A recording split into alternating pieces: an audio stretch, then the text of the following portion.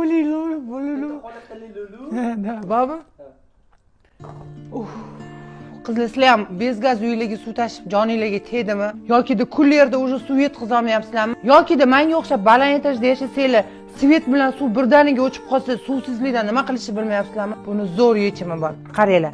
Rabaklindan shunaqa Aura firmasidan suv filtrini xarid qilsanglar, отдельно o'zingizlarning kraninglarda mana shunaqa muzdagina suvli tushadi, filtrlangan. Sifalilar, farzandinglarga kalshalar damlaganinglarda tagida nagar yig'maydi. Undan tashqari qorinni og'ritmaydi qizlar va undan tashqari ichida o'zini zapas litr suvi bilan bo'ladi. Suv bilan svet o'chganda bemalol svet kelgangacha yetib olsanglar bo'ladi, ya'ni choy qo'yishga, ovqat qilishga bemalol yetadi. Xullas, men sizlarga buni tavsiya qilaman. Olsanglar baraka topasizlar. Profil qoldiraman.